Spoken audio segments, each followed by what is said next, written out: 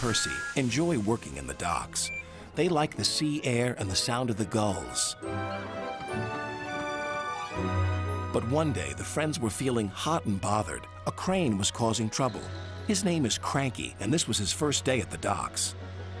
"You're useless little bugs," he called from above.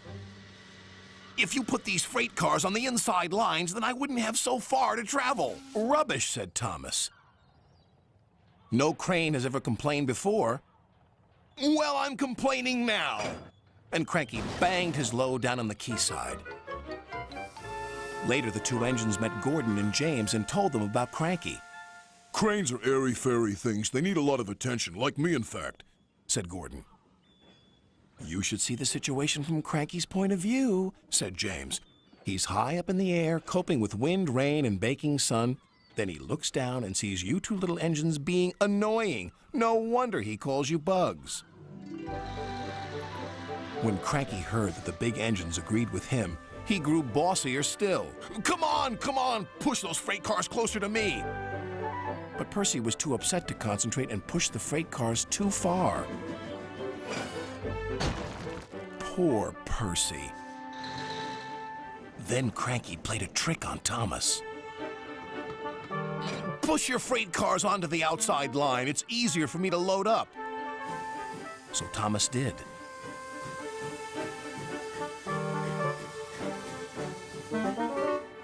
But Cranky left the loads beside the freight cars, not in them. "You must have known my arm can't reach you there," complained Cranky. This mix-up caused confusion and delay. Sir Topham Hatt was most upset. "Thomas and Percy, this new crane has an important job to do. I have heard that you have not been helping him today. You will go to your sheds and consider how you will improve yourselves tomorrow." Now Thomas and Percy were upset too.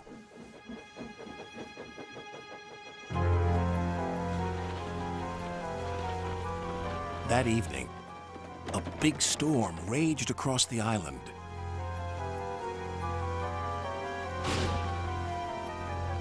Cranky and the engines were trapped at the docks. "We're sure to be safe in this shed," said Duck. But he was wrong.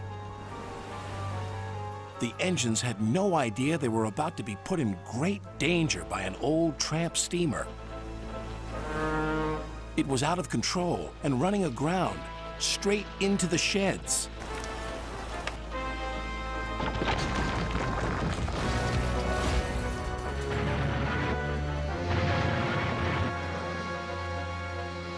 Ah!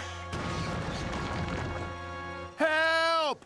called the engines from inside the shed. "I can't!" called Cranky. When the storm was over, Sir Topham Hatt rushed to the scene of destruction. "Thomas and Percy will help you," he called to Cranky. "And then you can help the engines." "Oh, please hurry," cried Cranky, "and tell them I'm sorry I was rude to them."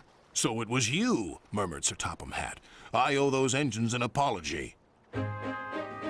Thomas and Percy soon came to the rescue. And it wasn't too long before Cranky was upright again and clearing the wreckage. At last, all the engines were free. "Oh, thank you," said Gordon. "What would I have done without you?" "Well, I had to be rescued before I could help you. But I never thought it would be by a couple of Cranky was about to say bugs, but he quickly corrected himself. Small engines, thank you. I'll never be rude again. However, you two mites are in my way, so move over." "Pa," said Percy, "he's back to bugging us." "Don't move! You're still attached to Cranky." But it was too late.